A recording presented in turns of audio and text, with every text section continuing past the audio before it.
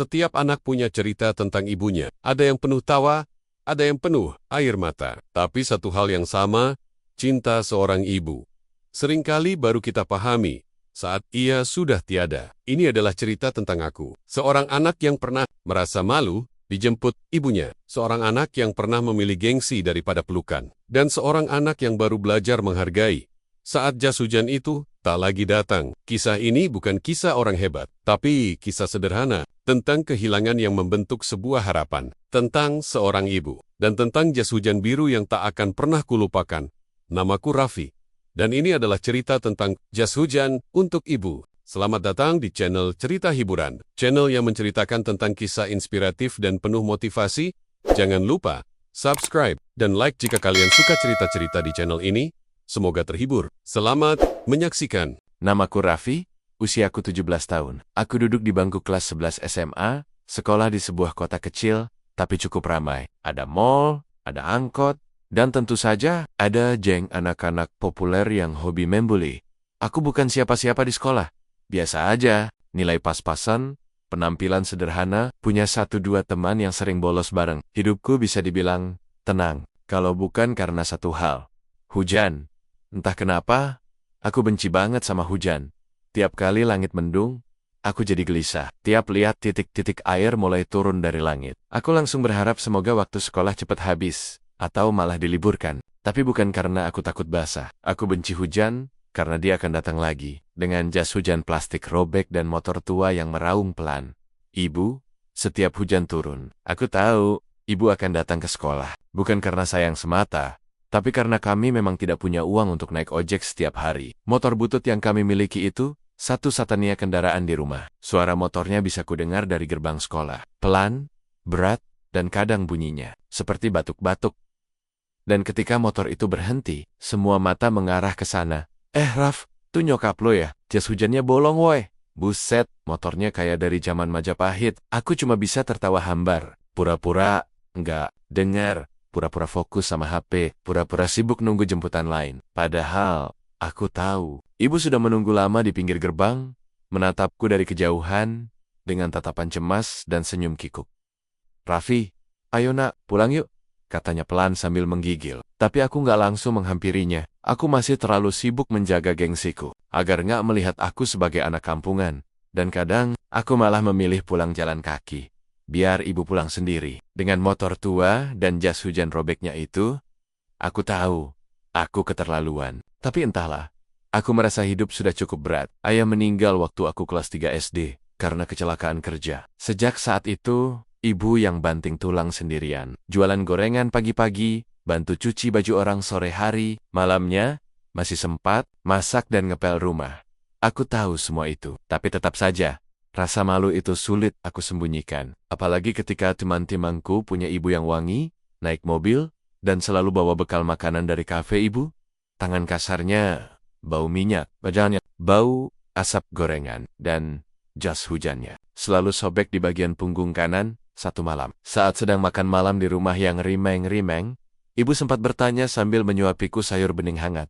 Raffi, malu ya, dijemput ibu? Aku langsung terdiam. Enggak kok, jawabku cepat. Walau suara gugup, ibu cuma tersenyum. Maaf ya, ibu belum bisa beli jas hujan baru. Yang ini juga udah sobek-sobek. Tapi yang penting kamu nggak kehujanan kan?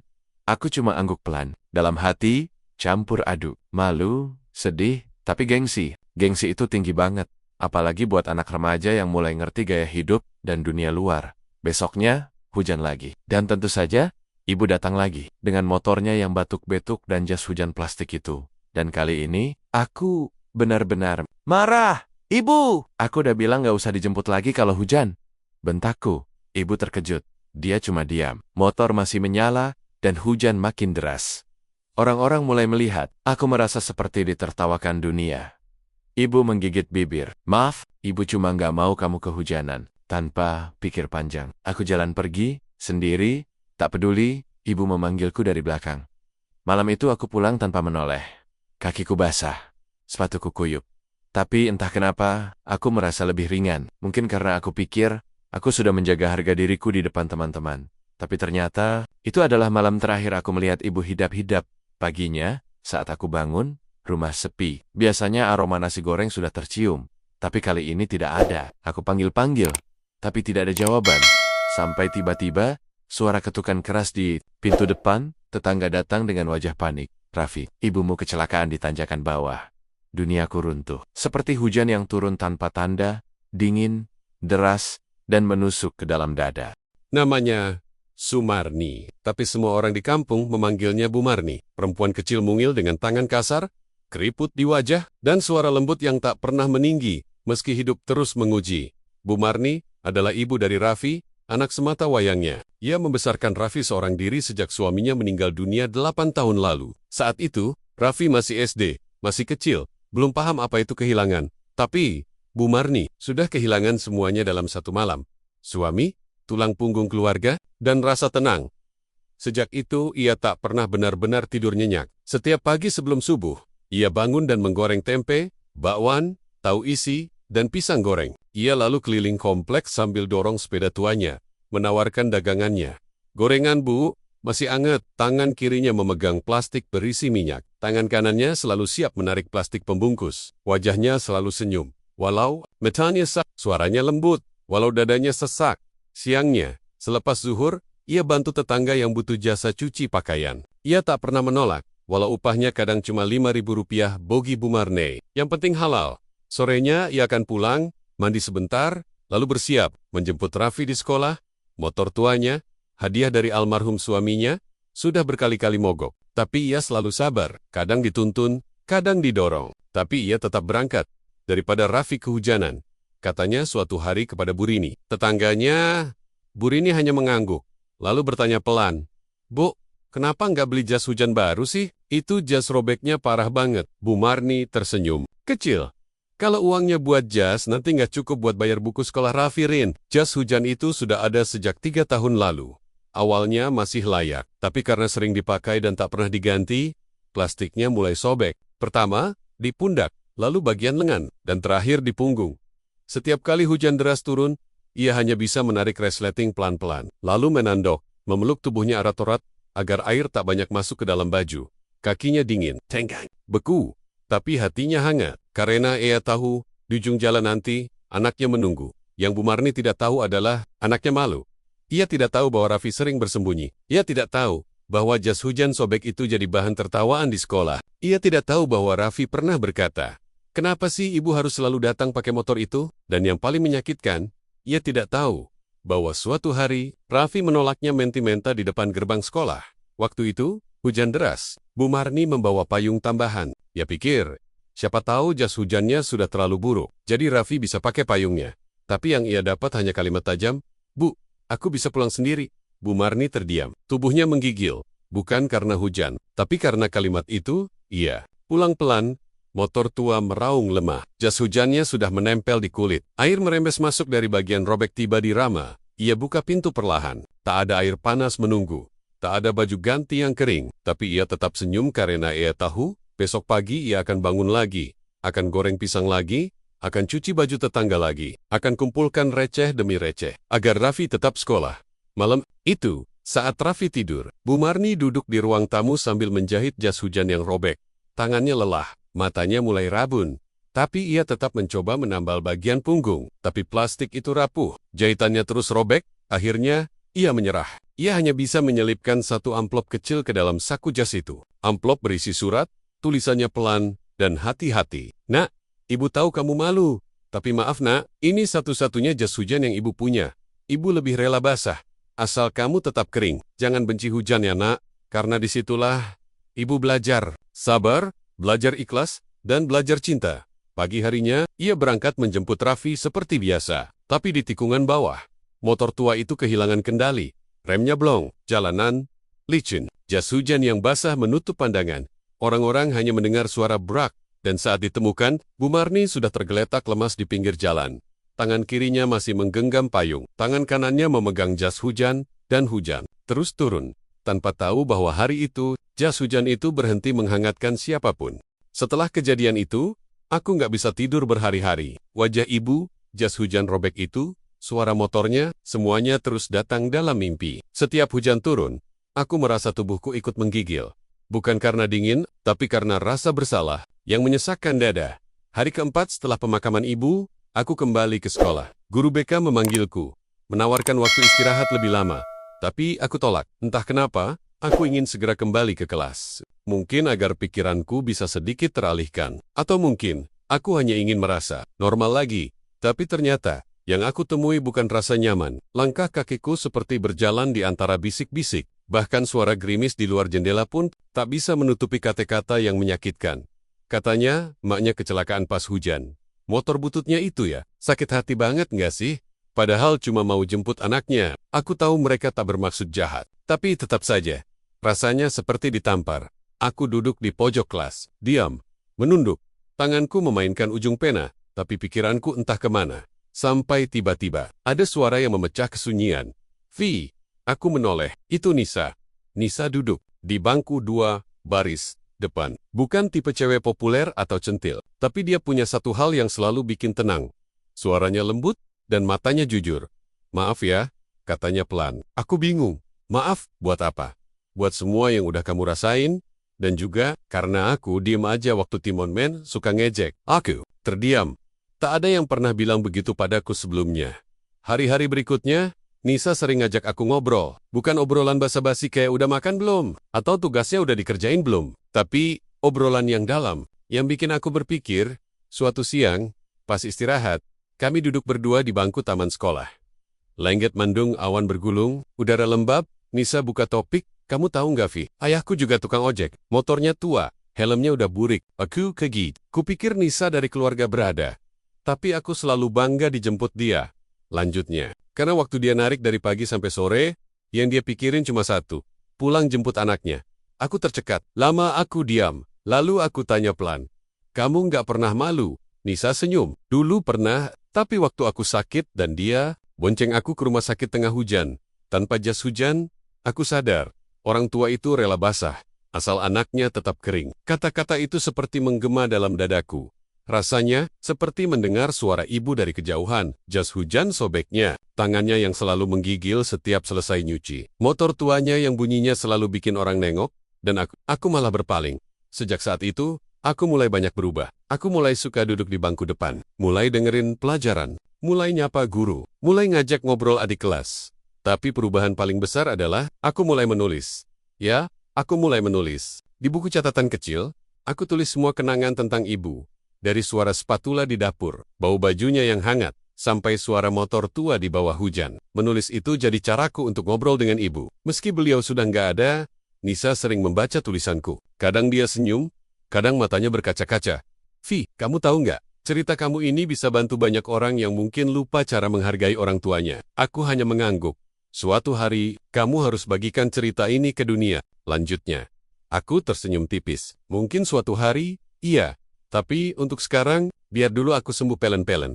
Satu sore saat aku pulang sekolah, gerimis turun. Langkahku pelan di trotoar, sambil lihat langit di kejauhan. Seorang ibu tua pakai jas hujan plastik sedang mengantar anak kecil pulang sekolah. Dan saat kulihat jas hujannya, robek di bagian punggung, hatiku bergetar. Aku berhenti. Kupentanji. Mereka sampai hilang di tikungan. Lalu aku menoleh ke atas langit. Air hujan turun menetes di wajahku. Tapi aku nggak menutup kepala, nggak lagi merasa malu. Justru, aku merasa hangat. Hari itu, langit kembali kelabu. Sudah sejak pagi gerimis turun pelan. Suaranya mengetuk genting rumah seperti bisikan yang tak sabar menyampaikan sesuatu. Aku duduk di meja makan. Sendirian. Kamar ibu masih tertutup. Tapi aku tahu, tidak. Sana, pasti beliau sedang menyiapkan sesuatu.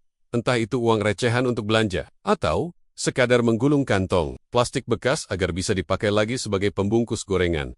Aku menatap nasi dan telur dadar di piring. 1 irisan timun, 2 sendok sambal buatan ibu. Sederhana, tapi penuh cinta. Kalau dulu aku makan sambil main HP, sekarang aku benar-benar mengunyah setiap suapannya sambil menahan napas. Ada rasa yang aneh. Entah kenapa pagi itu terasa berbeda. Ibu, nggak usah jemput Raffi hari ini ya, kataku saat hendak berangkat sekolah. Ibu menatapku. Loh, kenapa nak? Aku mengangkat bahu. Lagi pengen pulang jalan kaki aja, sekalian nyari angin. Ibu tersenyum, tapi matanya menatapku. Agak lama, mau ibu buatin bekal juga. Aku geleng. Nggak usah bu, di sekolah, gerimis berubah jadi hujan deras. Langit gelap, seperti maghrib yang datang terlalu awal. Suara petir menggema, angin meniup daun-daun pohon di halaman sekolah. Aku menoleh ke gerbang. Dan di sana, aku melihatnya lagi. Motor tua itu, jas hujan plastik yang mulai sobek di bagian punggung dan lengan. Ibu, beliau datang, tetap datang. Padahal aku sudah bilang, tidak usah jemput. Tanganku mengepal, kakiku melangkah pelan. Aku berdiri di bawah atap depan sekolah, menatap ibu dari kejauhan.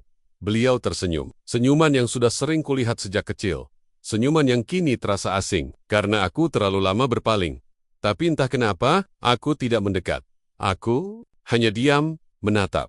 Dan akhirnya membalikkan badan. Aku berjalan ke belakang sekolah, lewat jalur lain, agar ibu tidak melihatku. Maaf bu, tapi hari ini aku pengen jalan sendiri. Bisikku dalam hati. Gerimis menemani langkahku sepanjang jalan pulang. Aku berjalan perlahan, menikmati sejuknya udara. Pikiranku tenang, bahkan sempat tersenyum sendiri saat teringat kata-kata Nisa II. Hari lalu rasa malu cuma sesaat, tapi rasa kehilangan bisa seumur hidup. Aku mengangguk dalam hati. Mungkin mulai sekarang, aku akan belajar berdamai dengan semua ini. Aku akan pelan-pelan berdiri di tengah hujan, tanpa marah, tanpa takut, tapi aku tak tahu bahwa di tikungan jalan yang basah dan licin, ibu sedang mencari aku. 1 jam setelah sampai rumah, aku mulai gelisah. Ibu belum pulang, motor tidak ada. Dapur sepi, tidak ada aroma bawang goreng, tidak ada suara gayung air, tidak ada lantunan sholawat lirih seperti biasa saat ibu mencuci baju. Aku coba telepon HP-nya, tak aktif.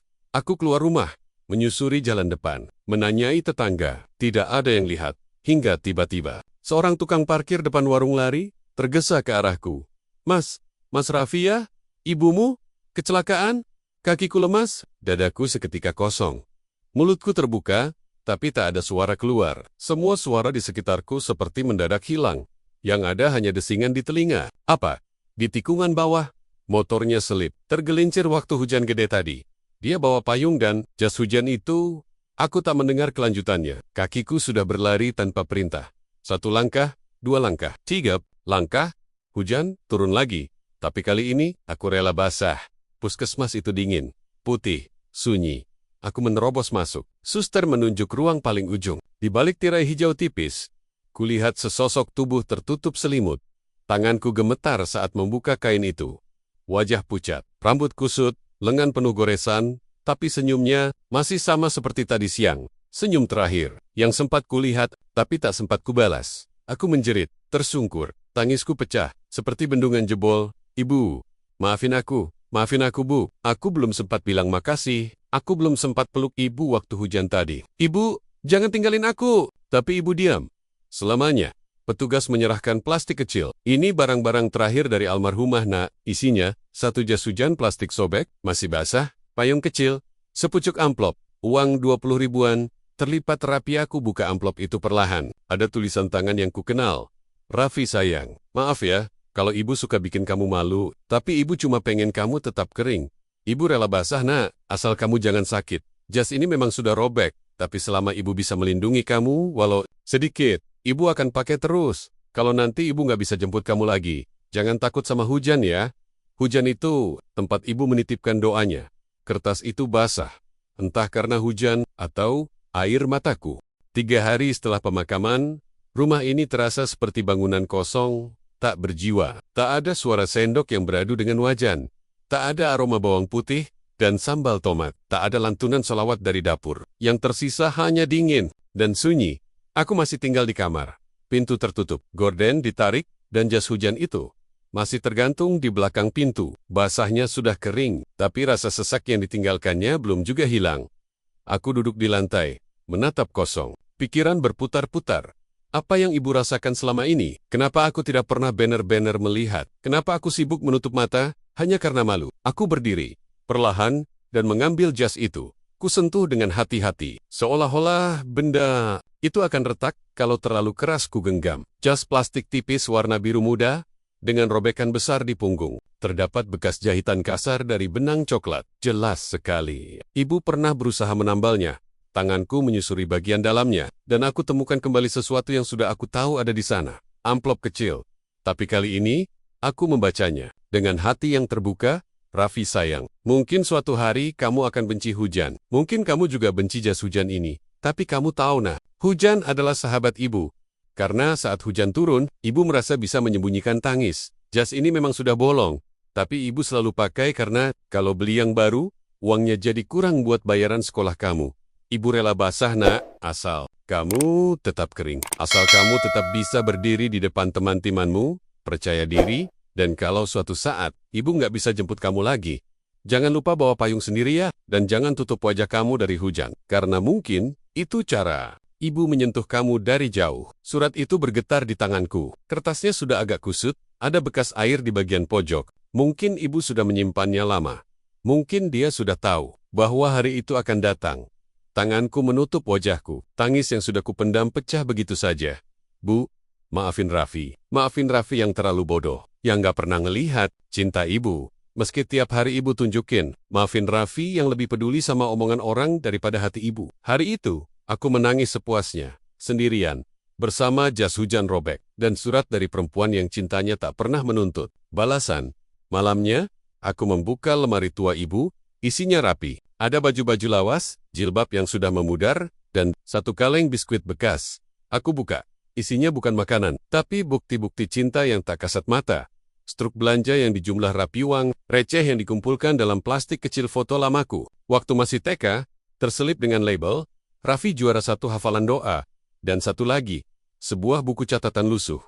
Isinya adalah tulisan tangan ibu, bukan puisi, bukan catatan hutang, tapi doa, ya Allah, jangan biarkan anakku merasa sendiri, berikan dia rezeki yang cukup, jangan buat dia malu jadi anakku. Kalau aku belum bisa bahagiakan dia hari ini, berikan aku umur yang cukup untuk mencoba besok. Aku memeluk buku itu. Rasanya seperti memeluk ibu.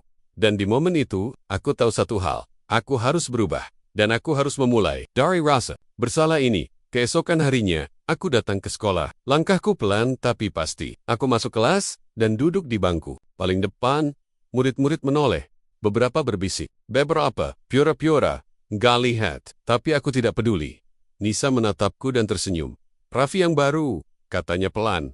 Aku hanya mengangguk. Raffi yang akhirnya bisa lihat hujan tanpa menunduk.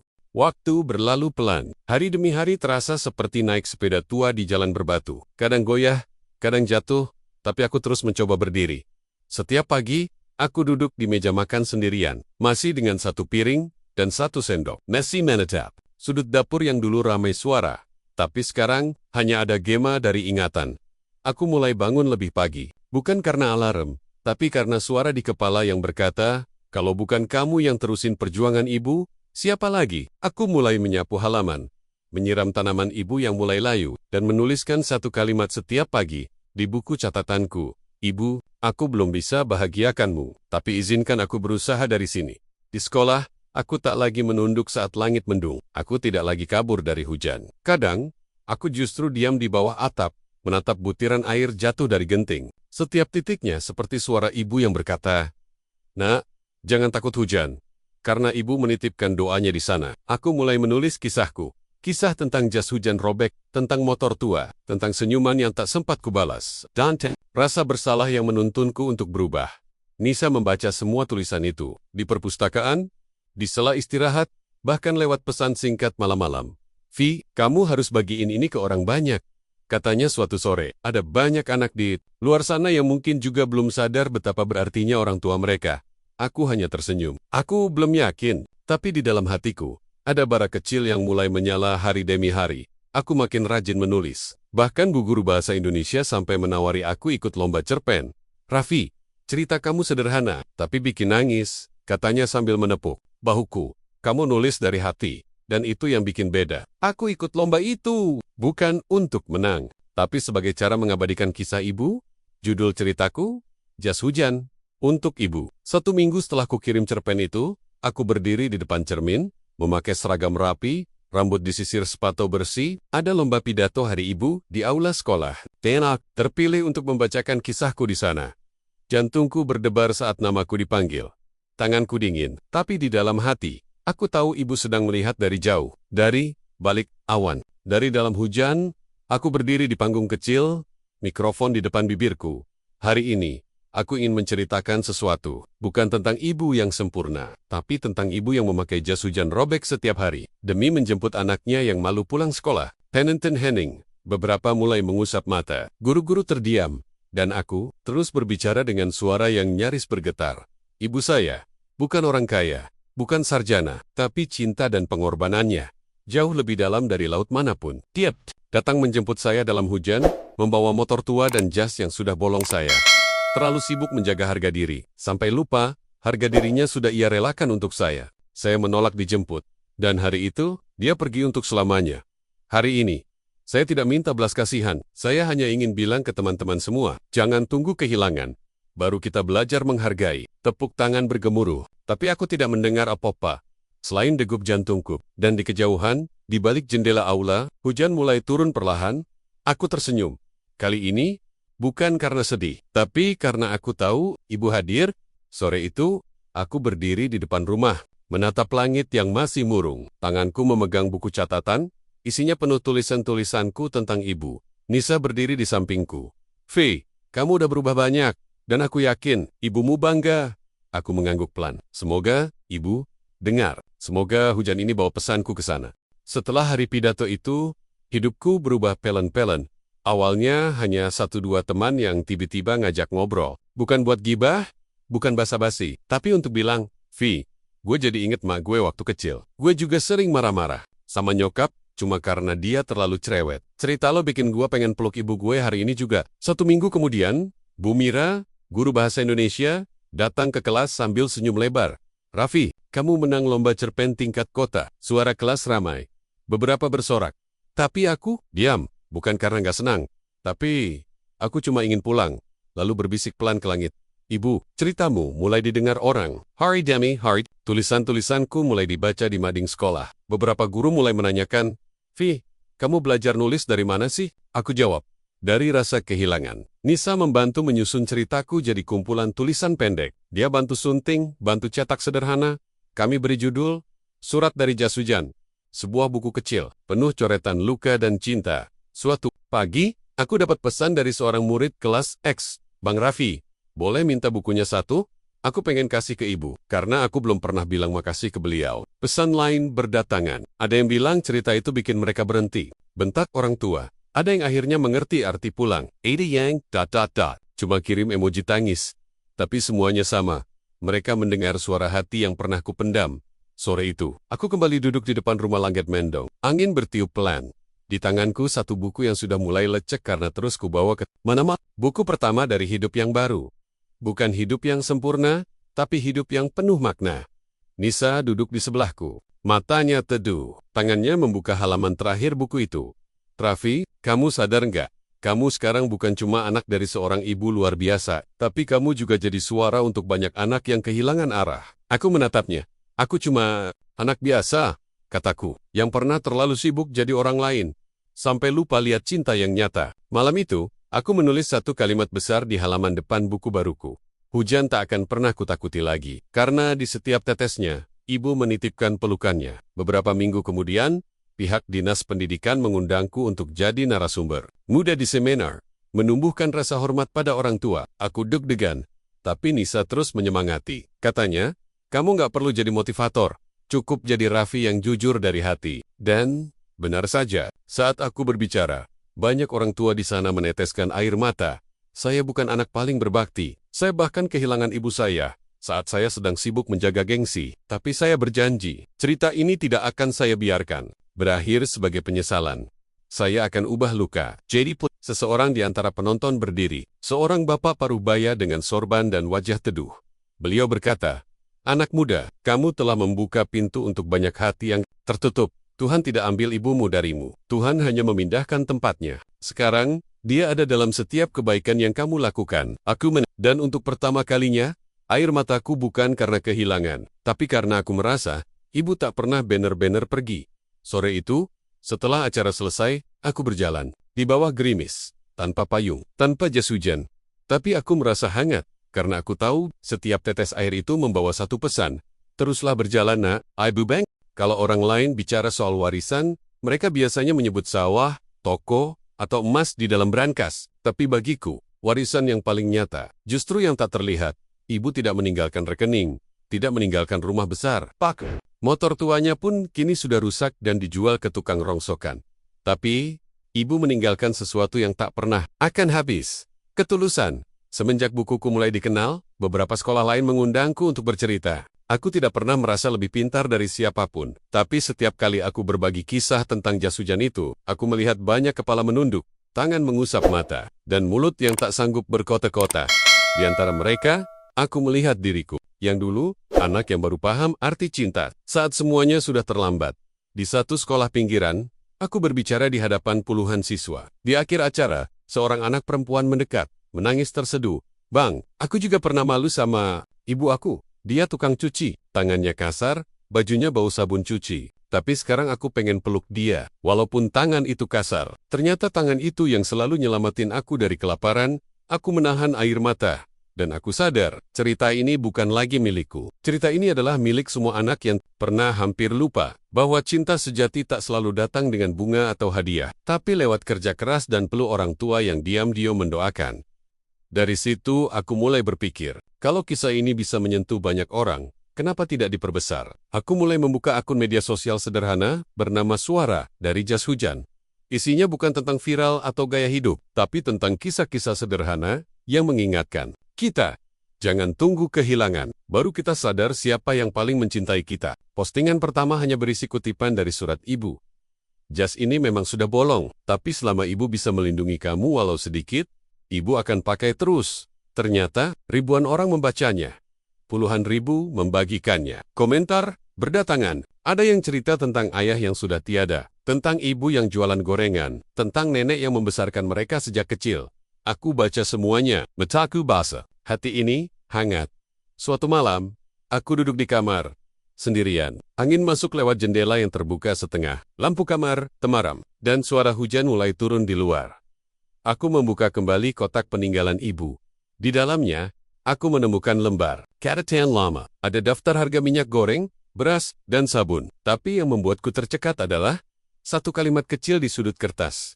Raffi harus bisa sekolah tinggi, harus bisa nolong orang. Kalimat itu seperti peluru yang menembus hatiku. Turn it. Bahkan dalam daftar belanja pun, ibu menitipkan sitis setannya. Malam itu aku menulis di blog. Ibuku mungkin tidak tahu cara memakai media sosial.